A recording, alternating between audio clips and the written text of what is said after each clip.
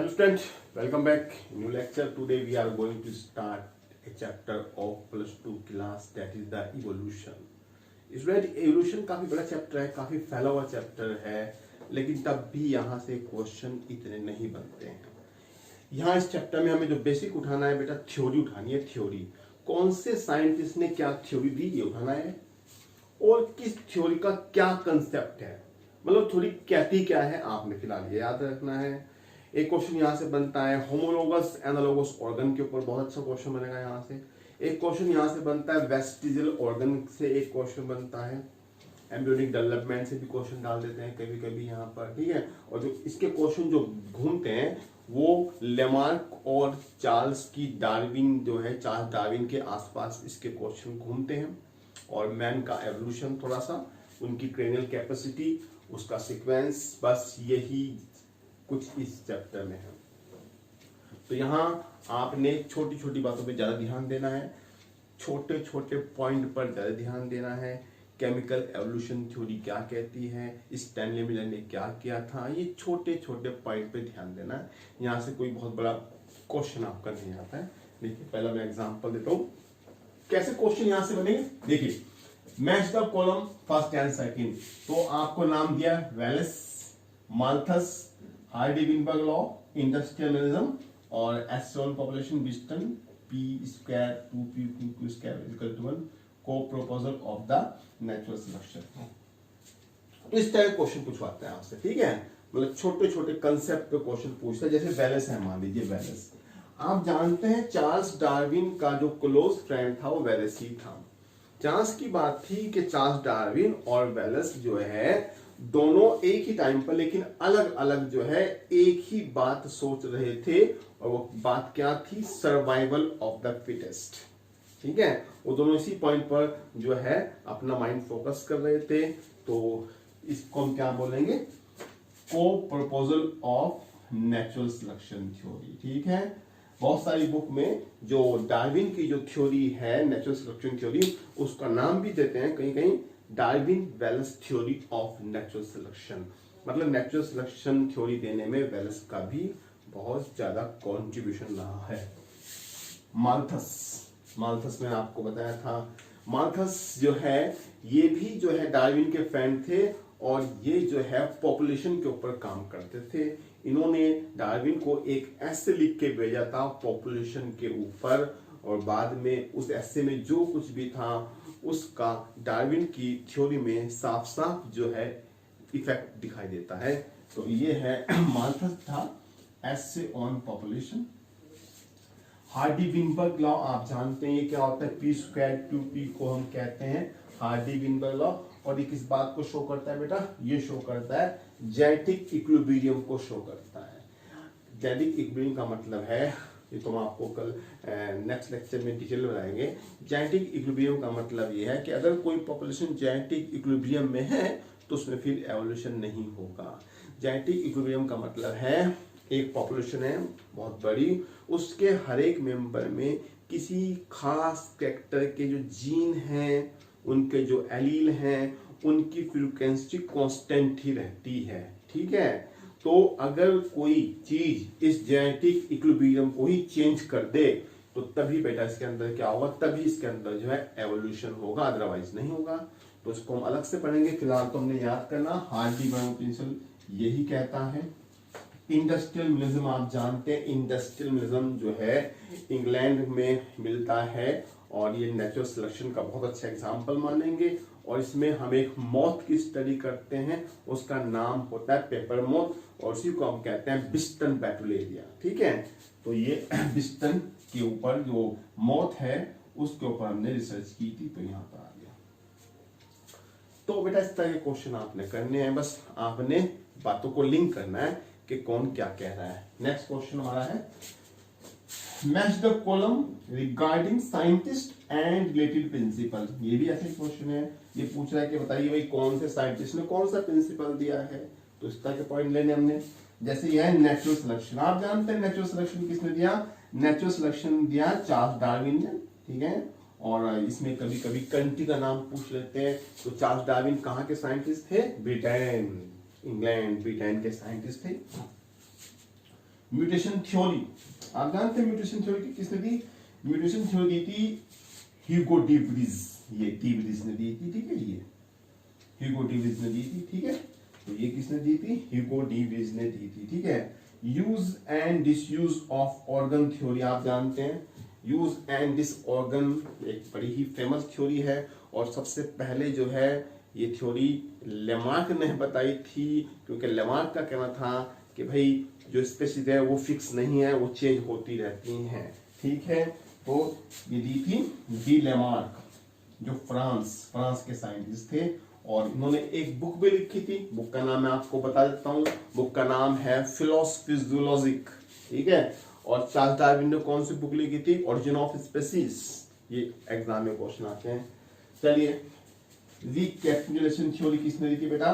Recapitulation theory दी थी Haeckel ने, ये थ्योरी का नाम है रिकैपिटुलेशन थ्योरी, थ्योरी का नाम है। और ये क्या कहती है? ये कहती है ऑन्टोजिनी रिपीट फाइलोजेनी, ये वहां की लैंग्वेज है, ऑन्टोजिनी रिपीट फाइलोजेनी। अब इसका हम इंग्लिश में ट्रांसलेट करते हैं। इस बात का मतलब है during embryonic development an organism repeat it's ancestral history, मतलब हम कोई भी ऑर्गेनिज्म जो एम्ब्रियोनिक स्टेज में होता है, एक्चुअली वो अपनी उसी हिस्ट्री को रिपीट कर रहा है कि वो खुद आज कैसे बना होगा। तो ये सब बातें हम डिटेल में पढ़ेंगे। केमिकल एवोल्यूशन थ्योरी आप जानते हैं, ये एआई ऑपेरिन ने दी थी, और ये थ्योरी क्या कहते हैं आप जानते हैं? ये थ्योरी ये कहती है कि दुनिया में लाइफ कैसे आई, दुनिया में जो लाइफ आई वो केमिकल एवोल्यूशन का कमाल है। पहले इनऑर्गेनिक आए, उससे ऑर्गेनिक बने, उससे और कॉम्प्लेक्स, उससे और कॉम्प्लेक्स, उससे और कॉम्प्लेक्स, केमिकल बनते चले गए, वो फिर एक खास पैटर्न में अरेंज हो गए, उसके बाद सेल्स बनी, बड़ी सेल बनी, फिर इस तरह ये थ्योरी कहती है। मतलब केमिकल एवोल्यूशन का मतलब है हम दुनिया में डायरेक्ट नहीं आ रहे, मतलब कोई भी एनिमल दुनिया में डायरेक्ट नहीं आया, बल्कि उससे पहले क्या है, उसके केमिकल है जिससे वो मिलके बना है, ठीक है। तो ये है सारी कहानी। तो एआई ऑपेरिन रशियन साइंटिस्ट थे, ठीक है। चलिए, which sets of chemical used by in plaques with electrode by Stanley Miller to prove, ठीक है। सबसे पहला क्वेश्चन ये होता है कि सबसे मॉडर्न थ्योरी कौन सी है ओरिजिन ऑफ लाइफ की? तो आप जानते हैं सबसे important theory origin of life की है chemical evolution theory given by the A I Oparin. अब क्वेश्चन उठता है ये ज्यादा क्यों मानी जाती है बेटा? क्योंकि इस थ्योरी का जो कंसेप्ट है उसको लैब में प्रूव किया जा चुका है, और इसको प्रूव करने वाले साइंटिस्ट का नाम था स्टैनले मिलर। स्टैनले मिलर ने जो एआई ऑपेरिन ने कंडीशन बताई थी प्रिमिटिव अर्थ पर, उसने वही कंडीशन जो है फ्लास्क के अंदर अपनी लैब में प्रोड्यूस की, और उसके बेस पे वो एक्सपेरिमेंट करता रहा। तो लास्ट में क्या देखता है वो कि उसको जो है अमाइनो एसिड का मिक्सचर मिला, उन अमाइनो एसिड का मिक्सचर मिला जिससे हमारी बॉडी मिलके बनती है। तो इसके लिए उसने क्या लिया था जरा देखते हैं। ऑक्सीजन CO2 तो नहीं ली थी, क्योंकि उस टाइम तो ऑक्सीजन थी नहीं, ऑक्सीजन वालों कटी कर दो आप।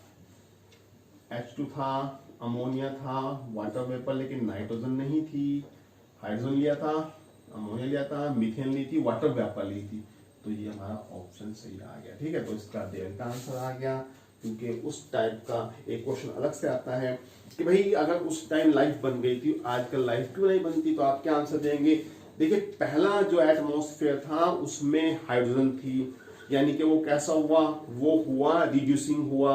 आजकल का जो एटमॉस्फेयर है वो कैसा है? उसमें ऑक्सीजन है, वो कैसा है? ऑक्सीडाइज हुआ। तो अगर कोई नया केमिकल बनता भी है तो ऑक्सीजन उसको ऑक्सीडाइज कर देता है। तो इसलिए बेटा अब लाइफ पॉसिबल नहीं है दोबारा बनना, वो एक बार बनी है, बार बार नहीं बनती, क्योंकि आजकल का एटमॉस्फेयर क्या हो गया? ऑक्सीजन वाला हो गया है। तो ये आंसर आ गया।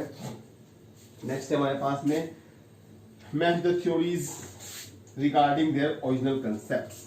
थोड़ा ऐसे क्वेश्चन मिल चलेंगे आपने, क्योंकि इसमें थ्योरी बहुत सारी है, बहुत सारी टर्म्स हैं, तो याद करते चलेंगे। जैसे ए बायोजेनेसिस क्या कहता है?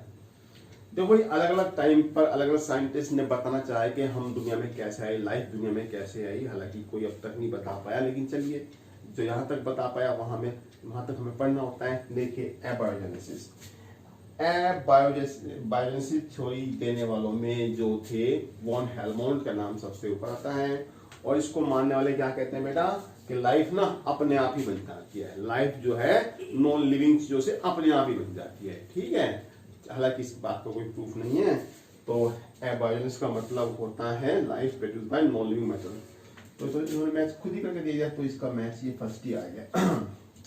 बायोजेनेसिस का मतलब क्या होता है? बायोजेनेसिस का मतलब होता है कि नहीं, लाइफ जो है कभी भी नॉन लिविंग सब्सटेंस से नहीं आ सकती। दुनिया में लाइफ आएगी तो वो पहले से जो मौजूद लाइफ है उसी से ही आएगी, ठीक है। नया एग कहां से आएगा? हैंड से आएगा, ठीक है। चलिए, तो ये क्या है? Life came from pre existing life. तो ये भी इसने मैच करा रखा है, ऐसे हमें कंफ्यूज कर रहा है यहाँ पर। स्पेशल क्रिएशन बताइए, स्पेशल क्रिएशन जानते हैं क्या कहता है? स्पेशल क्रिएशन थ्योरी कहती है भगवान की मर्जी। इस थ्योरी को मानने वाले ये कहते हैं कि भाई दुनिया में कोई सुपर नेचुरल पावर काम कर रही है, उसने अपनी मर्जी से इस पूरी दुनिया को बनाया है और वही इस दुनिया को चला रहा है। तो है कहीं ऑप्शन सुपर नेचुरल पावर? हाँ, ये सुपर नेचुरल पावर आ गया। पेंसपर्मिया, पेंसपर्मिया भी कभी कभी लगता है कि ऐसा हो सकता है, ठीक है। पेंसपर्मिया वाले कहते हैं कि भाई ऐसा है जो लाइफ आई ना वो कहीं कोई स्पेस है बहुत दूर यूनिवर्स में, कोई ऐसी जगह है वहां लाइफ के स्पोर बनते हैं। तो एक बार बहुत साल पहले, लाखों साल पहले कोई मेट्रोराइट हमारी अर्थ पर आके गिरा था और उसके साथ ये लाइफ के स्पोर आ गए थे। क्योंकि हमारी अर्थ पर शुरू से कंडीशन लाइफ के फेवर में थी, तो स्पोर आए तो उन्हें एक बढ़िया एटमॉस्फेयर मिला, बढ़िया एनवायरनमेंट मिला और इस तरीके से जो है हमारी अर्थ पर लाइफ की स्टार्टिंग हो गई। तो हालांकि ये कोई कुछ कहता है, कोई कुछ कहता है, लेकिन चलो हमें तो याद ही करना है। तो पेंसपर्मिया का मतलब क्या है? Life came from earth, from space, universe, कहीं और से आई है, ठीक है। तो ऐसे याद करना पड़ेगा। नेक्स्ट बहुत अच्छा क्वेश्चन है ये, Which of the following is the correct sequence of event in origin of life? वही पूछना, आपको कुछ घटनाएं दे रखी हैं, पहले ये हुआ है, आपको इसको सही सीक्वेंस में लगाना है according to origin of life. देखो ओरिजिन ऑफ लाइफ आपको दे दिया गया, अब आप कंफ्यूज हो सकते हैं सर ओरिजिन ऑफ लाइफ को लेकर तो इतनी सारी थ्योरी हैं, हम कौन सी अप्लाई करें? हालांकि आपको नहीं बताया तो कोई बात नहीं, ये तो कॉमन सेंस की बात है कि जो दुनिया में सबसे ज्यादा थ्योरी चल रही है हमें उसी को जो है उसी की लाइट में बताना है। तो केमिकल एवोल्यूशन थ्योरी तो यही तो कहती है कि पहले छोटे छोटे क्या बने, एटम बने, एटम से क्या बने, मॉलिक्यूल बने, मॉलिक्यूल से क्या बना, सिंपल कंपाउंड बना, सिंपल कंपाउंड से क्या बने, सिंपल इनऑर्गेनिक बने, सिंपल इनऑर्गेनिक से क्या बने, सिंपल ऑर्गेनिक बने, सिंपल ऑर्गेनिक से क्या बने, कॉम्प्लेक्स ऑर्गेनिक बने, फिर पॉलीमर बने, फिर वापस में असेंबल हो गए, फिर वो कॉन्सर्वेट बना, प्रोटोबियोंट बना, फिर डीएनए ने जो है उस जो है सेल जैसी चीज के ऊपर कंट्रोल कर लिया। तो इस तरीके से दुनिया में पहली सेल बन गई, ठीक है। तो ये सीक्वेंस हमें याद करना है। पहले जो लाइफ थी वो एनारोबिक लाइफ थी, ठीक है, फिर वो एरोबिक हो गई, इस तरह कंसेप्ट आप जानते हैं। तो बताइए क्या होगा? Formation of protobiont. बेटा प्रोटोबियोंट को आप मान सकते हैं सेल से पहले, सेल के पहले की कोई स्टेज, ठीक है। मतलब सेल नहीं बनी लेकिन सेल बनने की प्लान हो रहा है। Synthesis of organic monomer, organic तो बाद में बने थे। Synthesis of organic polymer, polymer बड़े होते हैं। Formation of DNA based genetic material system. तो मतलब बेटा क्या होगा? तो हमें छोटे से बड़ी की तरफ चलना है। तो देखिए पहले एक्चुअली क्या हुआ ना, पहले तो बने होंगे ये ऑर्गेनिक मोनोमर बने होंगे। हालांकि इन्होंने इनऑर्गेनिक नहीं लिया, वो क्वेश्चन को वहां से नहीं पूछना चाह रहा है, वो क्वेश्चन को थोड़ा आगे से पूछना चाह रहा है। तो कोई बात नहीं, हम इसी से बना देंगे, कोई बात नहीं। तो सबसे पहले बने होंगे ऑर्गेनिक मोनोमर, तो सेकंड सबसे पहला आएगा, यानी कि या तो ये या ये, चलो कोई बात नहीं। उसके बाद बने होंगे ऑर्गेनिक पॉलीमर बने होंगे। जैसे अमाइनो एसिड से क्या बनेगा? प्रोटीन बनेगा। ग्लूकोज से क्या बनेगा? कार्बोहाइड्रेट बनेगा। तो सेकंड नंबर पे ये रहा होगा, ठीक है। उसके बाद सेल जैसे स्ट्रक्चर बनेंगे, मतलब सेल नहीं बने, सेल से पहले के स्ट्रक्चर बनेंगे। आप जानते हैं हमने दो स्ट्रक्चर पर रखे, एक पर रखा आपने कॉन्सर्वेट और एक पर रखा आपने प्रोटोबियोंट पर रखा है, तो ये बना होगा। और लास्ट में डीएनए जो केमिकल है उसने क्या काम किया? जेनेटिक सिस्टम बना लिया। तो बताओ बेटा आंसर क्या आ गया? तो इसका आंसर ये आ गया, सेकंड आ गया, ठीक है। ठीक है, तो इसका आंसर आ जाता है सेकंड आ जाता है हमारा। ठीक है, तो ये ऐसे करना है। अब यहाँ से और एक बड़ा अच्छा क्वेश्चन आएगा, which group include homologous organ. भाई ये क्वेश्चन बहुत इंपॉर्टेंट है, क्वेश्चन हर साल एग्जाम में आता है। पहले मैं आपको बताऊं होमोलोगस ऑर्गन क्या होते हैं। देखो आपको बहुत सारे ऑर्गन के नाम देगा, आप कंफ्यूज भी होंगे। आपने सिर्फ एक कंसेप्ट याद करना। देखो बेटा क्या याद करना, जो होमोलोगस ऑर्गन होंगे ना, अगर होमोलोगस ऑर्गन होंगे तो बेटा उसमें जो बड़ा ग्रुप है, ये या फैमिली हो या फाइलम हो या क्लास हो, वो कॉमन होना चाहिए, तभी जाके वो क्या कहलाएंगे तभी जाके वो कहलाएंगे होमोलोगस ऑर्गन कहलाएंगे। क्या बताया बेटा मैंने आपको, बताइए। होमोलोगस ऑर्गन देखने के लिए हमें क्या देखना है कि जो एनिमल दे रखे हैं उनका ग्रुप, बड़ा ग्रुप सेम होना चाहिए। या तो उनकी क्लास सेम हो, क्लास सेम नहीं है तो फैमिली सेम हो, फैमिली सेम नहीं है तो फिर कम से कम उनकी जो ऑर्डर है वो सेम हो, ऑर्डर सेम नहीं है तो कम से कम फाइलम तो जो है कॉमन होना चाहिए। तो तभी हम उसको कह सकते हैं होमोलोगस, अदरवाइज हम नहीं कह सकते उसको होमोलोगस।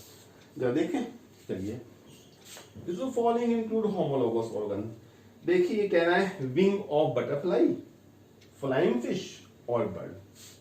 क्या ये होमोलोगस है? बताइए, सोच के बताओ। नहीं, ये नहीं है। क्यों नहीं है? क्योंकि बटरफ्लाई हमारे से बिल्कुल अलग है। बटरफ्लाई क्या है? वो तो इनवर्टिब्रेट में आता है, जबकि चलो ये फ्लाइंग फिश और बर्ड किस में आते हैं? ये वर्टिब्रेट में आते हैं। ठीक है, तो यहाँ बड़ा ग्रुप बेटा अलग हो गया, बिल्कुल ही अलग हो गया। ठीक है, तो हमारी तो कोई कंपैरिजन हो ही नहीं सकती ना इंसेक्ट से। इंसेक्ट तो बहुत दूर है हमारे, ठीक है, एक ग्रुप में आ ही नहीं सकते। तो ये गलत हो गया, रॉन्ग हो गया। चलो, tentacle of hydra and arm of starfish. Tentacle of hydra and arm of starfish. बेटा होमोलोगस ऑर्गन का मतलब है कि वो फंक्शन अलग करें लेकिन उनका ओरिजिन सेम होना चाहिए। यहाँ पर देखो फंक्शन तो अलग है, टेंटेकल डिफेंसिव ऑर्गन है, आर्म तो चलने का काम करेगी, लेकिन तब भी यहाँ बड़ा ग्रुप सेम नहीं होगा। आप जानते हैं हाइड्रा सिलेंट्रेट में आता है, जबकि स्टारफिश जो है कहाँ आती है? इकाइनोडर्म्स में आती है। और वैसे भी इनका ओरिजिन सेम हो ही नहीं सकता। ठीक है, तो ये भी रॉन्ग हो गया। ठीक है, अब आप ध्यान सुना, fins of seal, wing of birds और फोर लिम्ब ऑफ मैन। ठीक है, अच्छा आप जानते हैं ना होमोलोगस ऑर्गन क्या होते हैं? होमोलोगस ऑर्गन क्या होते हैं? उनका ओरिजिन सेम होता है लेकिन वो फंक्शन अलग करते हैं। और इसको पहचानना हो तो हमें बड़ा ग्रुप सेम देखना पड़ेगा। आप जानते हैं सील क्या होती है? सील होती है मैमल, जो अपने फिन से तैरती है। वो फिश के जैसी है लेकिन फिश नहीं है, वो मैमल्स है। चलो कोई बात नहीं। बर्ड्स आप जानते हैं, बर्ड्स क्या करते हैं? विंग से उड़ते हैं। चलो कोई बात नहीं। मैन क्या करते हैं? फॉलिंग से, ग्रैप्स, इन चीजों को पकड़ने का काम करते हैं। तो आप जानते हैं इसमें एक कॉमन क्या आ रहा है? बेटा ये सारे के सारे फाइलम कोऑर्डिनेट में आ रहे हैं, ये सारे के सारे फाइलम कोऑर्डिनेट में आ रहे हैं। तो इसीलिए जो है यही जो है वो सेम स्ट्रक्चर रहेगा। ठीक है, सेम।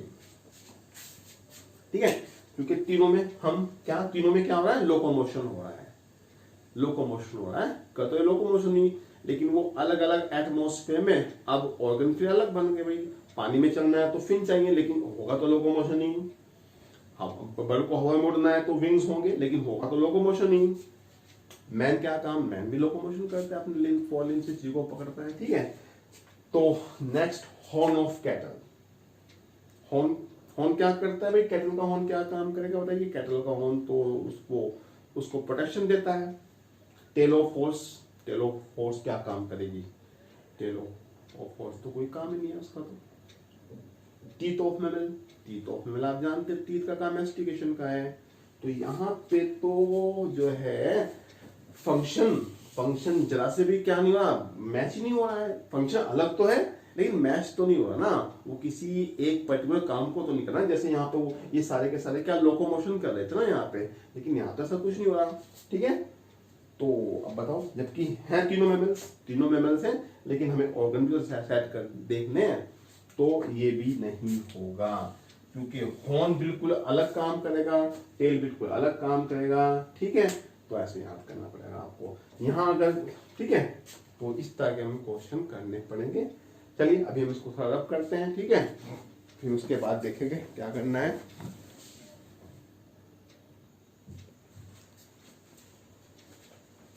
हाँ, तो ऐसे हम एक दो क्वेश्चन वो करेंगे। Which pair of organ are analogous in nature, ठीक है, इनमें से कौन सा एक पेयर जो है एनालोगस है। तो सबसे पहले आपको ये ध्यान देना है, एनालोगस ऑर्गन में क्या होता है बेटा, उनका ओरिजिन तो अलग होता है, लेकिन उन ऑर्गन को एक सेम फंक्शन करना पड़ता है, क्योंकि उनको जो है कॉमन एडेप्टेशन वाले एटमॉस्फेयर में रहना होता है। अब इनका ओरिजिन अलग होगा, फंक्शन सेम होगा। ओरिजिन अलग होने को हम बेटा कैसे पता लगाएंगे, बेटा इसमें जो बड़ा ग्रुप है ना एनिमल का वो अलग होगा। जैसे एक इंसेक्ट होगा तो दूसरा बर्ड्स होगा, इतना काफी ज्यादा डिफरेंस हो जाएगा इसके अंदर, ठीक है, तो हम इसको समझ जाएंगे, ठीक है। तो एनालोगस ऑर्गन में क्या होता है बेटा, ओरिजिन तो क्या होता है, अलग होता है, लेकिन चांस की बात है उनको फंक्शन सेम करना होता है, ठीक है। तो ऐसे याद करना। इसका बेस्ट एग्जांपल आप जानते हैं, आपके एनसीईआरटी में क्या है बेटा, पोटैटो एंड स्वीट पोटैटो, दोनों फूड को स्टोर करते हैं, लेकिन पोटैटो स्टेम है और स्वीट पोटैटो रूट है। तो हमें यहाँ क्या है, बड़े ग्रुप को हमने अलग करना है, तो जरा देख लेते हैं। तो which pair of organ are analogous, analogous में क्या देखना है बेटा, हमने फंक्शन सेम हो लेकिन ओरिजिन अलग हो, और ओरिजिन अलग होने का मतलब क्या होगा, ओरिजिन अलग होने का मतलब होगा उसका बड़ा रूप अलग हो। या देखते हैं, हम नीचे स्टार्ट करते हैं। Wings of bat, flipper of seal, बेटा विंग से बैट उड़ता है, फ्लिपर से क्या काम करता है, वो स्विम करती है। तो यहाँ फंक्शन तो अलग हो गया ना, फंक्शन अलग हो गया, ठीक है। तो ये बात ही गलत हो गई, तो स्टार्टिंग से गलत हो गया। Next, arms of man, limb of horse. चलिए यहाँ मैन क्या काम कर रहा है बेटा, आर्म्स ऑफ मैन, यहाँ पे आर्म्स हम चलते हैं, लिम्ब जो है हॉर्स की, वो भी उसकी चलने में काम करते हैं। यहाँ फंक्शन सेम है, लेकिन अगर आप हॉर्स और मैन को देखें तो दोनों मैमल्स हैं, तो ये तो सेम ग्रुप के हो गए। तो हमने क्या बताया था आपको, एनालोगस के लिए ग्रुप तो अलग होना चाहिए, तो बेटा ये भी रॉन्ग हो गया, ठीक है। Next, year of frog, year of rabbit. चलो फ्रॉग अपने ईयर से सुनता है, चलो कोई बात नहीं, सुन ले, ठीक है। ईयर ऑफ रैबिट भी अपने कान से सुन ले, चलो फंक्शन सेम हो, लेकिन तब फिर से क्या हो गया बेटा, फ्रॉग और रैबिट क्या है, ये तो कोड डेटा में आ रहे हैं ना, तो ये भी नहीं, हम तो अलग ग्रुप देखना ना। गिल ऑफ फिश, ये गिल ऑफ फिश है, बताइए वो रेस्पिरेशन करेगी। Prawn of gills of prawn भी क्या काम करेंगे, रेस्पिरेशन। देखो यहाँ दो रेस्पिरेशन कर रहे हैं, लेकिन इनका फिश क्या है बेटा, वर्टिब्रेट है, और प्रॉन क्या है बेटा, इनवर्टिब्रेट। तो इनका ग्रुप तो बहुत ज्यादा अलग हो गया, तो हमारा बेटा यही हमारा आंसर आ जाएगा, ठीक है, यही हमारा आंसर आ जाएगा, ठीक है। तो ऐसे करना होता है, हमें नहीं समझ में आया तो कोई बात नहीं, एक क्वेश्चन और करते हैं, देखते हैं स्क्रीन से में आएगा। देखिए, which of the following pair are correct, ठीक है। देखो, बैट की विंग और इंसेक्ट के विंग आर एनालोगस, बताओ हो गए नहीं हो गए भाई। इंसेक्ट के विंग उसको जाहिर सी बात है फ्लाई में हेल्प कर रहे हैं, और भाई बैट के विंग भी उसको उड़ा रहे हैं, काम तो सेम हुआ, लेकिन इंसेक्ट्स इनवर्टिब्रेट है और जबकि बैट मैमल है, तो यहाँ पे तो बड़ा ग्रुप अलग हुआ। अब जब बड़ा ग्रुप अलग हुआ तो ओरिजिन अलग हुआ, और यही तो है एनालोगस की कंडीशन, तो बेटा यही आंसर आ गया। बाकी मैं आपसे कुछ डिस्कस करूंगा, कहीं ऐसा ना आपकी समझ में आए ना।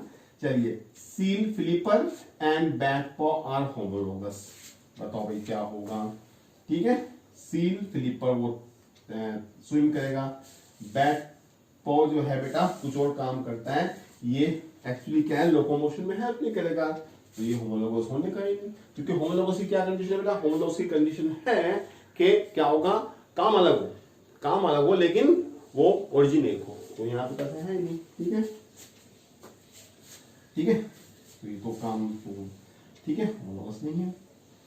Insect wing and bird wing are homologous, ये तो हो नहीं सकते, क्योंकि होमोलोगस बनने के लिए क्या होगा बेटा, होमोलोगस बनने के लिए तो बड़ा ग्रुप सेम होगा, ये इनवर्टिब्रेट है, ये बड़ा है, तो ये तो गलत हो गया। थोनो बोगनवेलिया, चलो ठीक है, थोनो बोगनवेलिया स्टेम होना चाहिए। And tendril of P R analogous, tendril of P R analogous. ठीक है बेटा, यहाँ फंक्शन अलग हो गया। हम कह रहे हैं कि एनालॉग में फंक्शन तो सेम होगा भाई, यहाँ तो फंक्शन हो गया। थॉर्न क्या काम करता था, ये थॉर्न जो है वो तो प्रोटेक्शन करता है, जबकि जो टेंडिल है वो क्लाइंबिंग में हेल्प करता है। तो यहाँ तो फंक्शन अलग हो गया, जबकि एनालॉगस में फंक्शन तो सेम होना चाहिए भाई, तो गलत हो गया। ठीक है, तो बस ये पहले ही आंसर ठीक आ गया। ठीक है, आया आपकी समझ में? एक और कंसेप्ट लेके आते हैं। अब की बार हम पूछेंगे कन्वर्जेंट एवोल्यूशन और डाइवर्जेंट एवोल्यूशन। अब मेरी बात आप ध्यान से फिर सुन लेंगे। जो बेटा अगर होमोलोगस एवोल्यूशन, अगर होमोलोगस ऑर्गन बन रहे हैं, अगर तो होमोलोगस ऑर्गन बन रहे हैं तो उसे हम कहते हैं डाइवर्जेंट एवोल्यूशन कहेंगे। और अगर जो है एनालोगस ऑर्गन बन रहे हैं तो उसे हम कहेंगे कन्वर्जेंट एवोल्यूशन कहेंगे।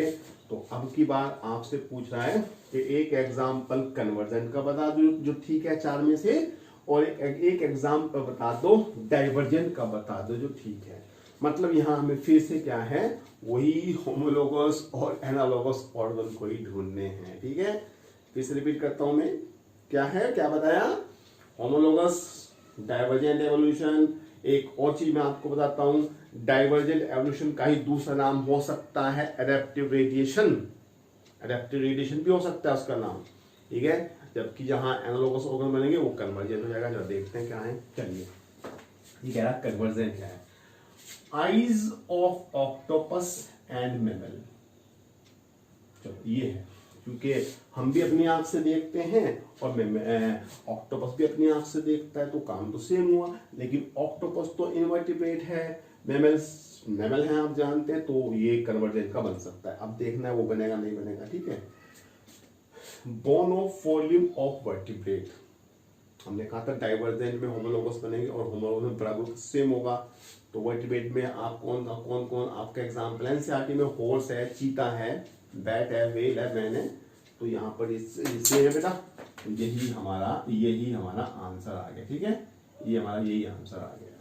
ठीक है, लेकिन हम आपको इसको फिर से बताएंगे। देखो, thorn of bougainvillea and tendril of cucurbit, तो आपको एनसीईआरटी में याद है, ये तो क्या है, ये तो होमोलोगस ऑर्गन है। ठीक है, और जो होमोलोगस ऑर्गन होगा बेटा वो तो क्या होगा, वो तो डाइवर्जेंट होता है, तो ये तो गलत हो गया। Wing of butterfly and birds, तो बटरफ्लाई तो इंसेक्ट है, बर्ड है, बहुत ग्रुप अलग हो गया, तो ये तो बेटा कन्वर्जेंट का होता, ये भी गलत हो गया। Bones of four limb of vertebrate, ये तो बेटा सेम ग्रुप का रहा है, तो ये तो होमोलोगस होना चाहिए था, ये रॉन्ग हो गया। Wing of butterfly and birds, तो ये उल्टा दे दिया उसने, ये भी रॉन्ग हो गया। Thorn of bougainvillea, tendril of cucurbit, ये तो बेटा हो ही नहीं सकता है, तो हम जानते तो होमोलोगस का, तो हमारे एनसीईआरटी में दे रखा है ना बेटा, होमोलोगस का क्यों है, ये क्या काम कर रहा है, ये क्या काम करेगा, ये प्रोटेक्शन करेगा, और टेंडल क्या काम है, क्लाइंबिंग में हेल्प करेंगे, यानी कि फंक्शन अलग हुआ, लेकिन दोनों को दोनों है तो स्टेम की मॉडिफिकेशन, ओरिजिन तो सेम हुआ, यही तो होता है होमोलोगस में। ठीक है, तो बेटा ये भी रॉन्ग हो गया और ये भी रॉन्ग हो गया, खत्म। ठीक है, next, which is not a vestigial organ. आप जानते हैं ना हमारी बॉडी में कुछ वेस्टिजल ऑर्गन होते हैं जो बाकी एनिमल्स में जो है फुली फंक्शन होते हैं। तो ये क्वेश्चन भी बहुत कॉमन क्वेश्चन है, एक लिस्ट तैयार करते हैं। आप जानते हैं कौन कौन, विजडम टीथ भी है, निक्टिटिंग मेम्ब्रेन भी है, वर्मिफॉर्म अपेंडिक्स भी है, इसके अलावा कैनाइन टीथ भी हैं, बॉडी हेयर्स भी हैं, coccyx vertebra, so many vestigial organ are present in our body, लेकिन नेल नहीं है, तो यही आंसर आ गया। ठीक है, तो ये आंसर नेल आ गया। नेल तो हमारे सॉफ्ट पार्ट की प्रोटेक्शन करते हैं ना, तो यही आंसर आ गया। वैसे अलग से आपको वेस्टिजल ऑर्गन सारे याद करने पड़ेंगे। Next, presence of tail, presence of tail in a human baby is an example of. कभी कभी ह्यूमन बेबी में एक थोड़ी सी टेल देखने को मिलती है बेटा, इस बात को हम जानते क्या कहते हैं, इस बात को हम कहते हैं एटेविज्म कहते हैं। ये क्या होता है, ये हमारे एंसेस्टर के कैरेक्टर वापस आ जाते हैं एक तरीके से। ठीक है, तो इस बात को हम कहते हैं एटेविज्म। अभी कैरेक्टर क्यों है, इसका मतलब कभी तो कैरेक्टर होंगे, ये एक तरीके से एवोल्यूशन को ही शो करता है बेटा। ठीक है, चलिए मैं एक बार से बताता हूं मैं आपको। ठीक है, The eyes of octopus cat show different pattern of structure, ये they perform similar function। वहां से पूछ रहा भाई एक तरफ ऑक्टोपस क्या ही है, एक तरफ कैट क्या ही है, इसमें बहुत ज्यादा स्ट्रक्चरल डिफरेंस बहुत ज्यादा है, लेकिन तब भी वो दोनों देखने का काम करते हैं। ये कैसे पॉसिबल है, बताइए कैसे पॉसिबल है।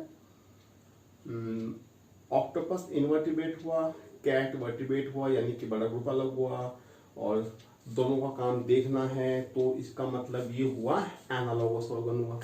सिंपल सी बात।